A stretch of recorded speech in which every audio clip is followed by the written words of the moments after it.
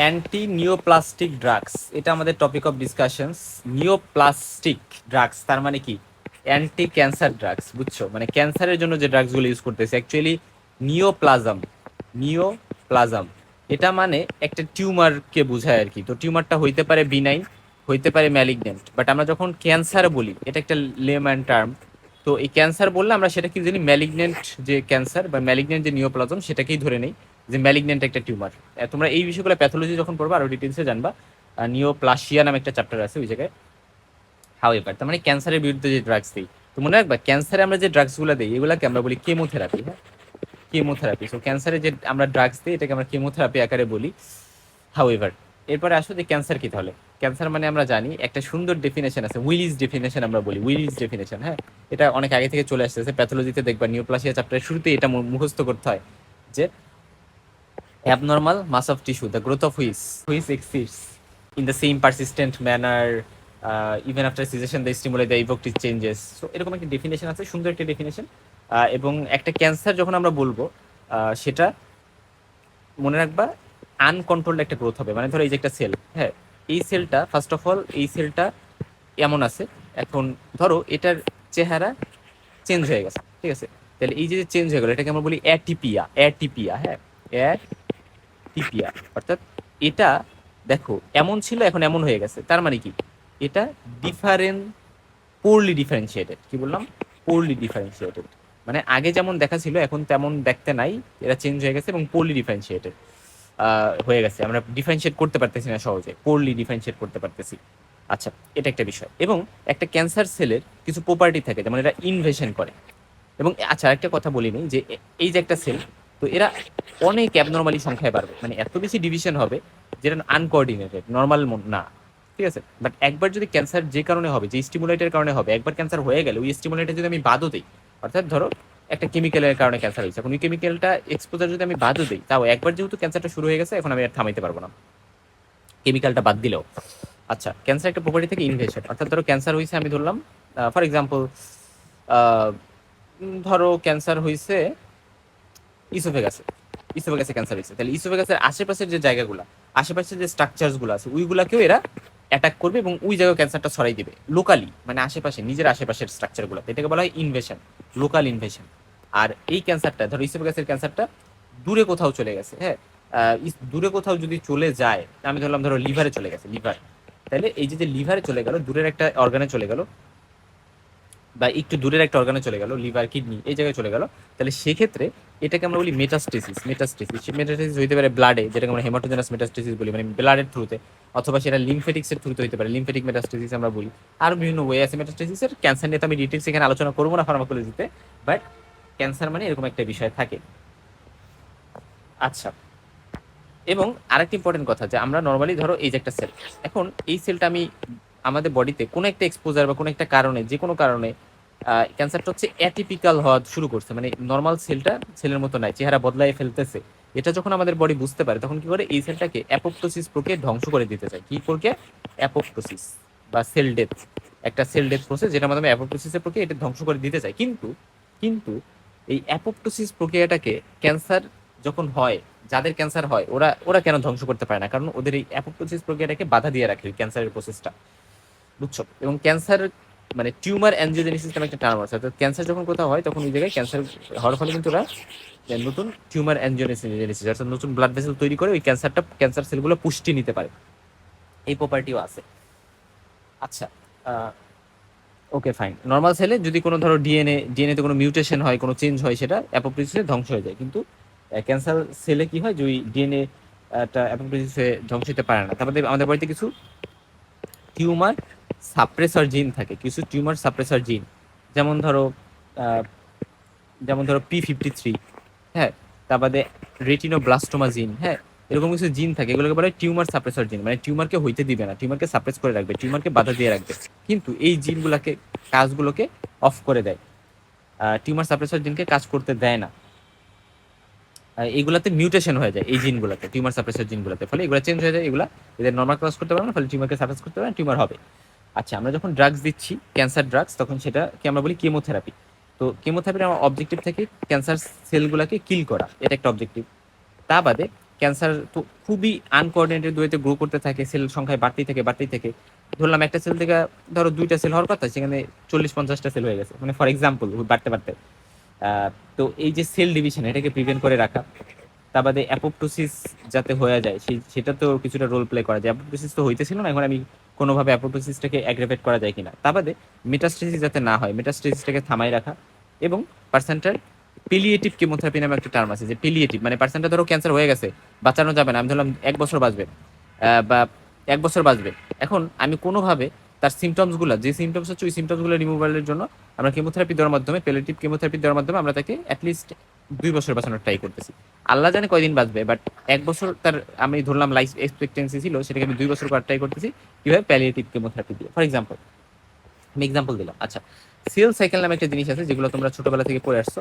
Cell cycle, এখন cell cycle মানে কি, আমরা জানি সেল সাইকেল বিভিন্ন ফেজ থাকে, যেমন ধরো G0, তারপর হচ্ছে তোমার G1, এটা হচ্ছে সেল গ্রোথ ফেজ G1টা, এস হচ্ছে ডিএনএ সিনথেসিস ফেজ, তারপরে G2 একটা ফেজ আছে, এটা মানে হচ্ছে মাইটোসিসের জন্য প্রিপারেশন নিবে, আর এম ফেজ মানে মাইটোসিস করবে। এটা হচ্ছে সেল সাইকেল, রাইট? তো সেল সাইকেলের এই যে 5টা ফেজের কথা বললাম, রেস্টিং ফেজ হচ্ছে এটা, এটা মানে হচ্ছে সেল গ্রোথ করবে এই ফেজে, এই ফেজে ডিএনএ সিনথেসিস হবে, এই ফেজে প্রিপারেশন করবে মাইটোসিসের জন্য, আর এই ফেজে এম ফেজে মাইটোসিস হবে। এখন কিছু ড্রাগস আছে বা কেমোথেরাপিউটিক এজেন্ট আছে যেগুলা শুধুমাত্র সার্টেন একটা ফেজে কাজ করবে। যেমন ধরো এই যে এইচ ফেজে কাজ করা একটা ড্রাগ আছে যার নাম মেথোট্রিক্সেট। তার মানে এটা একটা cancer drugs, anti cancer drug. Methotrexate আমরা অন্য অনেক কাজে ইউজ করি, যেমন এরা আমরা রিউমাটোলজিতে এটার ইউজ আছে। মেথোট্রিক্সেট আমরা disease modifying anti rheumatic agent, DMARDs মানে রিউমাটয়েড আর্থ্রাইটিস বা এরকম বিভিন্ন কন্ডিশন আমরা ইউজ করি। ইভেন স্কিনের ডিজিজেও মেথোট্রিক্সের ইউজ আছে। আমরা যখন সোরিয়াসিস পড়ি, এরকম বিভিন্ন ডিজিজ পড়ি, ওই জায়গায় দেখবে মেথোট্রিক্সের ডিজিজ আছে। ইভেন আমরা আনরাপচার্ড একটোপিক প্রেগনেন্সি মহিলাদের, সেই জায়গায় মেথোট্রিক্সের ড্রাগটা ইউজ করা হয়, বুঝছো? বাট মেথোট্রিক্সের একটা অ্যান্টি ক্যান্সার ড্রাগ, এটা একটু জাস্ট মনে রাখতে পারো। হয় এটা এইচ ফেজে কাজ করে, এইচ ফেজ ব্লক করে দেবে, ডিএনএ সিনথেসিস হইতে দেবে না, ফলে সেল সাইকেলটা মানে আনকোঅর্ডিনেটেড যে সেল গ্রোথ হইতেছিল সেটা হবে না। ভিনক্রিস্টিন একটা ড্রাগ আছে, এটা এম ফেজে কাজ করবে, ভিনক্রিস্টিন, এটা একটা অ্যান্টি ক্যান্সার ড্রাগ। তা বাদে ব্লিওমাইসিন, এটা হচ্ছে G2 যে ফেজ আছে এটাতে কাজ করবে, অর্থাৎ মাইটোসিসের যে প্রিপারেটরি ফেজ সেই জায়গায় কাজ করবে। কোন ড্রাগটা? ব্লিওমাইসিন। আচ্ছা, অ্যান্টি ক্যান্সার ড্রাগগুলোর নামগুলো একটু কঠিন কঠিন মনে হইতে পারে, বাট আস্তে আস্তে বারবার পড়তে পড়তে সহজ হয়ে যাবে। আচ্ছা, এগুলো তার মানে এগুলোকে বলা হয় যে বিভিন্ন সেল সাইকেলের ফেজে কাজ করে, এগুলোকে বলা হয় সাইকেল স্পেসিফিক ড্রাগ। স্পেসিফিক মানে একটা পার্টিকুলার স্পেসিফিক সেল সাইকেল একটা ফেজে কাজ করে। আর কিছু আছে cell cycle non specific drugs. এগুলোর মধ্যে কি কি আছে? এগুলা এগুলা তার মানে কি, এগুলো কোনো সেল সাইকেলে কাজ করে না, না এগুলো কাজ করে, এগুলো সেল সাইকেলের সব ফেজেই কাজ করবে, বুঝছো? সব ফেজে কাজ করবে, কোনো পার্টিকুলার একটা ফেজে কাজ করবে এমন না। এদের ওভারঅল অবজেক্টিভ থাকে যে সেল সাইকেলটাকে ডিসরাপ্ট করে দাও, সেলের গ্রোথ যাতে কমে।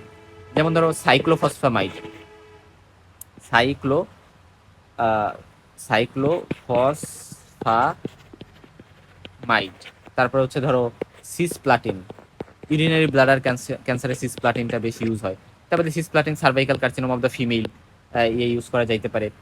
আচ্ছা, তারপরে অ্যানথ্রাসাইক্লিনস, এরকম বিভিন্ন ড্রাগস আছে। হাউএভার তার মানে এগুলো গেল কিছু সেল সাইকেল নন স্পেসিফিক, মানে সেল সাইকেল স্পেসিফিক আর নন স্পেসিফিক আশা করি এটা বুঝতে পারছি। তারপরে অ্যান্টি ক্যান্সার ড্রাগগুলোকে আমরা অনেকভাবে ভাগ করি, আমরা একটু পড়বো এখন যে অ্যান্টি ক্যান্সার ড্রাগগুলোকে আমরা কিভাবে ভাগ করি। দেখো, ক্যান্সারের কি কি প্রপার্টি থাকে, ক্যারেক্টারিস্টিক থাকে, সেগুলো এখানে লেখা আছে। যারা কোর্সে আসো তাদেরকে আমি নোটটা প্রোভাইড করবো। আমি সব ক্লাসে এটা বলি যে কোর্সে যারা আসো তারা তো নোটটা পাই যাবো, সো তোমাদের সমস্যা হবে না। ক্যান্সার বিভিন্ন কারণে হতে পারে, যেমন ধরো কিছু সেক্স রেস এগুলা কন্ট্রিবিউট করতে পারে। যেমন যারা জাপানিজ তাদের কিন্তু গ্যাস্ট্রিক কার্সিনোমা বেশি হয়, তো এই ফুড হ্যাবিটের কারণে। কারণ তারা পিকেলড, তারপর হচ্ছে গিয়ে তোমার অনেক বেশি সল্টেড ফুড খায়, এবং ন্যাজোফেঞ্জেল কার্সিনোমা ওই দিক দিয়ে বেশি হইতে পারে। মঙ্গলয়েড বা ওরকম টাইপের ফেজ যাদের, আয়োনাইজিং রেডিয়েশন, টোবাকো স্মোক, এগুলো এক একটা ক্যান্সারের জন্য রেসপন্সিবল হইতে পারে। যেমন এগুলো হেপাটোসেলুলার কার্সিনোমার জন্য দায়ী থাকতে পারে, হেপাটাইটিস বি সি ভাইরাসগুলা, human papilloma virus cervical cancer করতে পারে, এপস্টেইন-বার ভাইরাস এটা কি করতে পারে বলতো, নেজোফেঞ্জেল কার্সিনোমা করতে পারে, এটা বার্কিস লিম্ফোমা করতে পারে। তার বাদে হচ্ছে হেলিকোব্যাক্টার পাইলোরি একটা ব্যাকটেরিয়া আছে যেটা দ্বারা তোমার গ্যাস্ট্রিক কার্সিনোমা হইতে কিন্তু পারে। তার মানে এরকম বেশ কিছু কথা। আমরা হিউম্যান টিসেল লিম্ফোটপিক ভাইরাস, ওটা দ্বারা লিউকেমিয়া হইতে পারে। আচ্ছা, কিছু অ্যাফ্লোটক্সিন, এটা দ্বারা হেপাটোসেলুলার কার্সিনোমা হইতে পারে, যেটা ফাঙ্গাসে থাকে। মানে ফাঙ্গাস থেকে, ফাঙ্গাসের মধ্যেই টক্সিনটা থাকে। আচ্ছা, তা বাদে আমরা যখন আসলে ক্যান্সারের চিকিৎসা করব সেটাতে আমরা surgery, radiotherapy, chemotherapy, immunotherapy, endocrine therapy, biological therapy, targeted therapy, এরকম বিভিন্ন থেরাপির ওয়ে আছে। বাট আমাদের হাইলাইটের জায়গা ফার্মাকোলজিতে কেমোথেরাপি, বুঝছো? যে কেমোথেরাপি বা যে ড্রাগ দিয়ে যে আমি থেরাপি দেওয়া, এটা হ্যাঁ, কেমোথেরাপি মানে কিন্তু ড্রাগ থেরাপি, বুঝছো? এবং এটা দিলে অনেক বেশি সাইড এফেক্ট হয়, মানুষের অবস্থা পুরাই খারাপ হয়ে যায়, এটা তোমরা জানো। এক একটা ক্যান্সারে এক এক ধরনের থেরাপি দরকার হইতে পারে, এবং এক একটা ক্যান্সার এক এক ধরনের থেরাপি তো দরকার হইতে পারে, এটা একটা বিষয়। যেমন ধরো নাইজোফ্যারিঞ্জিয়াল কার্সিনোম, এটার মেইন থেরাপি, এটা কিন্তু সার্জারি আমরা করি না, মেইন থেরাপি রেডিওথেরাপি, বুঝছো? রেডিওথেরাপি দিয়ে আমি ট্রিটমেন্ট করলাম ফর এক্সাম্পল, ঠিক আছে? তো এরকম ভাবে যে এক একটা ক্যান্সারের ক্ষেত্রে এক একটা, আবার কোনো কোনো ক্যান্সারের ক্ষেত্রে সার্জারি ভালো ট্রিটমেন্ট অপশন। আচ্ছা,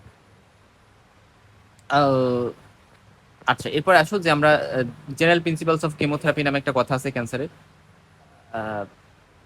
এগুলা একটু পড়ে নিতে হবে। আচ্ছা, আরেকটা হচ্ছে, দেখো তোমাদের পরীক্ষায় রিটেন একটা কোশ্চেন আছে যে প্রিন্সিপালস অফ কেমোথেরাপি, বুঝছো? প্রিন্সিপালস অফ কেমোথেরাপি, এটা গাইড থেকে পড়ে নিবা, গাইডে সুন্দর করে আছে, হ্যাঁ, প্রিন্সিপালস অফ কেমোথেরাপি। আর এখানেও, এখানে সুন্দর করে প্রিন্সিপালস আছে কেমোথেরাপি অফ ক্যান্সারের, মানে ক্যান্সার কেমোথেরাপির প্রিন্সিপালস এটা, হ্যাঁ। আর কেমোথেরাপি যেটা যেটা হচ্ছে, ধরো আমরা যখন কোনো অ্যান্টিবায়োটিক দিই বা যে কোনো ওষুধ কাউকে দিই, সেটাও কিন্তু এক ধরনের কেমোথেরাপি। তো ওই কেমোথেরাপিরও একটা প্রিন্সিপালস আছে, যেগুলো গাইড আছে, সুন্দর করে পড়ে নিবা। আমি এখানে কেমোথেরাপিটা ডিটেলস আলোচনা করব না, মানে কেমোথেরাপির প্রিন্সিপালস গুলা, বাট এগুলা আমার নোট তো পাবা, সো একটু দেখে নিবা। দেখো এখানে কি বুঝাইছে, আমি জাস্ট তোমাকে একটা আইডিয়া দেওয়ার ট্রাই করি। যেমন ধরো একটা নর্মাল আমি একটা ধরি যে in any cancer sub population of cell differ in the rate of proliferation and susceptibility, মানে এটা বলতে বুঝাইছে যে টু সাইটোটক্সিক ড্রাগ, অর্থাৎ আমাদের সাইটোটক্সিক যে ড্রাগটা থাকে সেটাতে ক্যান্সারের বিভিন্ন সেল থাকে, রাইট? ক্যান্সারের এই যে একটা ক্যান্সার সেল, এই একটা ক্যান্সার সেল, তো এক একটা ক্যান্সার সেল এক একটা ড্রাগে এক একভাবে রেসপন্স, মানে ধরো একটা ড্রাগ আমি দিলাম সাইটোটক্সিক ড্রাগ, দেখা গেল এই ড্রাগ এই ক্যান্সার সেলটা খুব দ্রুতই ডিস্ট্রয় করে ফেলছে। বাট ক্যান্সার সেলের মধ্যে এরকম ভ্যারিয়েশন থাকতে পারে যে একটা ক্যান্সার সেল খুব সুন্দর করে ডিস্ট্রয় করছে, একটা ক্যান্সার সেল এখনো সার্ভাইভ করে ফেলতে পারতেছে। সো ক্যান্সার সেলের মধ্যেও ভ্যারিয়েশন থাকে, যে একটা খুব দ্রুত মরে যাচ্ছে এই ড্রাগে, আরেকটা মরে যাচ্ছে না। এবং ক্যান্সার কেমোথেরাপি একটা গোল হচ্ছে অবশ্যই কমপ্লিটলি যাতে ক্যান্সারটা সেরে যায়, এরকম একটা গোল নিয়ে আমরা কাজ করব। এবং কেমোথেরাপি অনেক সময় আমরা দেই, ক্যান্সারের শুরুতে কেমোথেরাপি দিই, যেটাকে আমরা বলি নিও, মানে সরি, ক্যান্সারের শুরুতে না, মানে একটা অপারেশন আমি করব তার আগে আমরা নিও অ্যাডজুভেন্ট কেমোথেরাপি দিতে পারি। নিও অ্যাডজুভেন্ট কেমোথেরাপি, এটা মানে হচ্ছে যে আমি ক্যান্সারের সাইজটাকে, ধরে যে একটা ক্যান্সার, এটার সাইজটাকে আমি ছোট করব, তারপরে আমি অপারেশন করব, ঠিক আছে? তার মানে এটাকে বলা হয় নিও, মানে শুরুতে নতুন করে শুরুতে আমি কেমোথেরাপি দিব, তারপরে আমি সার্জারি করতে পারি। আর অ্যাডজুভেন্ট কেমোথেরাপি নামে একটা টার্ম আছে, অ্যাডজুভেন্ট কেমোথেরাপি মানে হচ্ছে যে আমি সার্জারি ধরো করে ফেলছি, তারপরে কেমোথেরাপি দিচ্ছি, যে রেসিডুয়াল যদি কোনো সেল থেকে যায় সেটা যাতে মরে, বা ওরকম একটা বিষয়। তার মানে নিউ অ্যাডজুভেন্ট মানে অপারেশনের আগে, যেমন breast cancer new adjuvant chemotherapy দেওয়া হয় কমনলি। আচ্ছা, এখন আসলে classification of anti cancer drug আরেকটু ভালো করে পড়ি। যে কিছু আছে হচ্ছে তোমার সেল সাইকেল স্পেসিফিক, এটা আমি বলছি। আর অ্যান্টি মেটাবোলাইটস কিছু ড্রাগ আছে, যেমন ধরো এর মধ্যে আছে অ্যান্টি মেটাবোলাইটস এর মধ্যে কি আছে, মেথোট্রিক্সেট, 5-ফ্লুরোইউরাসিল। মেথোট্রিক্সেটটা 5-ফ্লুরোইউরাসিল মনে রাখবা, মেথোট্রিক্সেটটা মনে রাখবা। তারপর এখান থেকে তুমি এই ড্রাগটা মনে রাখতে পারো, যে 5-ফ্লুরোইউরাসিল আর মেথোট্রিক্সেট, এই দুটো এখানে মনে রাখো। ব্লিওমাইসিন মনে রাখো, অ্যান্টি টিউমার অ্যান্টিবায়োটিক বলা হয় এটাকে। তারপরে প্যাকলিট্যাক্সেল, ডসিট্যাক্সেল, এই দুটো ড্রাগ মনে রাখো, ঠিক আছে? এরপরে আসো যে প্লাটিনাম কম্পাউন্ড, প্লাটিনাম বেস কিছু আছে, যেমন ধরো সিস প্লাটিন, কার্বোপ্লাটিন, অক্সালি প্লাটিন, ওই ড্রাগগুলো মনে রাখবা। ইটোপোসাইড মনে রাখো, ইটোপোসাইড, হ্যাঁ, এটা মনে রাখলা। তারপরে সেই যে ভিন ব্লাস্টিন, ভিন ক্রিস্টিন, এই দুইটা মনে রাখবা, হ্যাঁ, ভিন ব্লাস্টিন, ভিন ক্রিস্টিন। আর আরো মনে রাখবা ডক্সোরুবিসিন, ডনোরুবিসিন, বিলিওমাইসিন, ডেকটিনোমাইসিন, এরকম ড্রাগ আছে, গাইডে দেখবে সুন্দর করে ক্লাসিফিকেশন আছে, এখানেও আছে ডক্সোরুবিসিন, এপিরুবিসিন, ডনোরুবিসিন, থায়োটেপা, লোমাস্টিন, কারমাস্টিন, সাইক্লোফসফামাইড। তোমাকে পরীক্ষায় কি করে জানো, তোমাকে অ্যান্টি ক্যান্সার ড্রাগগুলোর নাম তো একটু কঠিন, সো ম্যাডামরা বলে জাস্ট তুমি কয়েকটা অ্যান্টি ক্যান্সার ড্রাগের নাম বলো, বুঝছো? যেমন আমাকে পরীক্ষাতে ধরছিল, জাস্ট কয়েকটা অ্যান্টি ক্যান্সার ড্রাগের নাম বলো, তুমি জাস্ট এরকম কয়েকটা অ্যান্টি ক্যান্সার ড্রাগের নাম বলবা। যেমন আমার প্রফে এটা ধরছিল যে just name some anti cancer drugs. তোমার কাছে অত মানে স্ট্রাকচার্ড ক্লাসিফিকেশন শুনতে চায় না, তাও যদি তুমি মুখস্থ রাখতে পারো সেটা তো অবশ্যই ভালো। কার্বোপ্লাটিন, সিসপ্লাটিন, অক্সালি প্লাটিন, এগুলো platinum analog, bladder cancer specially সিসপ্লাটিনটা ভালো কাজ করে। হরমোনাল কিছু এজেন্টস আছে, এগুলাও একটু মনে রাখতে পারো। ট্যামোক্সিফেন, এটা খুব কমনলি ব্রেস্ট ক্যান্সারে ইউজ করা যাইতে পারে। হাইড্রোকর্টিসন, প্রেডনিসোলন, এগুলো কিন্তু, যেমন প্রেডনিসোলন, এগুলো হস্কিন্স লিম্ফোমা, মানে হস্কিন্স লিম্ফোমা, নন হস্কিন্স লিম্ফোমা, সো লিম্ফোমাতে কিন্তু এই প্রেডনিসোলনটাও খুব ভালো ইউজ হয়। মানে এগুলো কিন্তু স্টেরয়েড অ্যাকচুয়ালি, কিন্তু স্টেরয়েড আমরা হরমোন, হ্যাঁ, বাট তাও আমরা এটাকে ইউজ করতে পারি। লেট্রোজল, লেট্রোজলও কিন্তু একটা ব্রেস্ট ক্যান্সার ইউজ করা যাইতে পারে। এটা নর্মালি একটা ovulation inducing drug, ovulation inducing drug. আমরা এই ড্রাগটা হচ্ছে তোমার তোমার কি বলে ওভুলেশন ইন্ডাকশনে, যে কারো ওভুলেশন আমি করতে চাচ্ছি, ওই ক্ষেত্রে আমি হচ্ছে এটা ইউজ করি, বাট এটাকে আমরা ব্রেস্ট ক্যান্সারে ইউজ করতে পারি। এই যে এখানে লেখা আছে ওভুলেশন ইন্ডিউশন হিসেবে ইনফার্টিলিটিতে ইউজ করা যায় এই লেট্রোজল ড্রাগটা। আচ্ছা, তারপরে কিছু আছে অন্য থেরাপি, যেমন ধরো ইমাটিনিভ। এই ড্রাগটা কোথায় ইউজ করা হয় জানো? ব্লাড ক্যান্সার, ব্লাড ক্যান্সার বা লিউকেমিয়াতে ইমাটিনিভ বেশ ইউজ করা হয়। ডাসাটিনিভ, ইমাটিনিভ, এরকম বেশ কিছু ড্রাগ আছে। আর কিছু আছে টার্গেটেড থেরাপি, লাস্টে জুম্যাপ, জুম্যাপ দেখবা যেগুলো, সেগুলো হচ্ছে টার্গেটেড থেরাপি। তো এই জাস্টি জুম্যাপ, এই ওষুধগুলো বেশ কিছু জায়গায় ইউজ হয়। আচ্ছা, তারপরে আসো যে কি কি effect, side effect, very very important, এটা ভেরি ভেরি ইম্পর্টেন্ট, হ্যাঁ, যে কি কি সাইড ইফেক্ট হইতে পারে। কিসের side effect? Anti cancer drug যদি তুমি দাও, আহ, তাহলে নশিয়া, ভমিটিং, এটা ভেরি ইম্পর্টেন্ট, প্রচুর বমি হয় অ্যান্টি ক্যান্সার ড্রাগ খাইলে, তারপরে প্রচুর বমি হয়। আহ, আমরা এই জন্য অন্ডানসাট্রন ড্রাগটা ইউজ করি। মানে এই যে কেমোথেরাপিউটিক এজেন্টের কারণে বমি হয়, এক্ষেত্রে কোন অ্যান্টিএমিটিক ইউজ করি? আসলে হচ্ছে অন্ডানসাট্রন। তারপরে এরা বোন ম্যারো সাপ্রেশন করে, অ্যাপ্লাস্টিক অ্যানিমিয়া, তারপর হচ্ছে অ্যাগ্রানুলোসাইটোসিস, থ্রোম্বোসাইটোপেনিয়া, প্যানসাইটোপেনিয়া করতে পারে। এবং স্কিনে আলটিমেটলি চুল পড়ে যাবে, স্কিনে র্যাশ হইতে পারে, ডার্মাটাইটিস হইতে পারে, স্টোমাইটাইটিস হইতে পারে, ইনফেকশন, তারপরে গাম ব্লিডিং হইতে পারে, ওরাল ইনফেকশন বেশি হবে, অ্যাবর্শন, প্রেগনেন্ট থাকলে অ্যাবর্শন, ফেটাল ডেথ, ক্রায়োটোজেনেসিস তো হইতে পারেই। আর ফিমেলে, মেল ফিমেলে ইনফার্টিলিটি, ইম্পোর্টেন্স, এগুলো তো করতে পারে, স্টেরিলিটি, ইম্পোর্টেন্স এগুলো করবে। ফিমেলে অ্যামোনিয়াও করতে পারে, ম্যাস্ট্রাল ডিস্টারবেন্স এবং ইমিউনো সাপ্রেশন, পুরো বডিতে পার্সেন্টে ইমিউনো ডেফিসিয়েন্সি হয়ে যাবে, মানে পার্সেন্টটা কোনো রোগ প্রতিরোধ ক্ষমতা কমে যাবে, ইনফেকশন এর চান্স বেড়ে যাবে, বুঝছো? এভাবেই তো মানুষটা মানে সাইড ইফেক্ট এত বেশি থাকে। এবং সে দেখো, যে ওষুধ খেয়েছিল যাতে তার ক্যান্সার ঠিক হয়, বাট এই কেমোথেরাপিউটিক এজেন্টের কারণে তার তারও সেকেন্ডারি ক্যান্সার ডেভেলপ করতে পারে, বুঝছো? মানে এই কেমোথেরাপি, রেডিওথেরাপি যাই দেয় না এখন আমরা, এগুলাও ক্যান্সার করতে পারে, বুঝছো? বাট আমরা কেন আসলে কেমোথেরাপি দিচ্ছি তাহলে? কারণ মানুষটাকে যাতে সার্ভাইভাল রেটটা আমি কিছুটা বাড়াইতে পারি। হাইপার ইউরিসিমিয়া করা পসিবল, যে ইউরিক অ্যাসিড বাড়াই দিবে। তারপরে নিউরোটক্সিসিটি, কার্ডিওটক্সিসিটি, হিপাটোটক্সিসিটিও কিন্তু করতে পারে ড্রাগগুলা।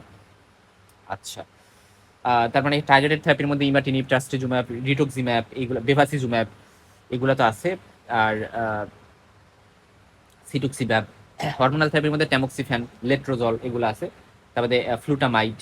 আচ্ছা, ইমিউনোথেরাপির মধ্যে আছে নিভোলুম্যাব, মানে এরকম কিছু আছে ইমিউনোথেরাপিতে।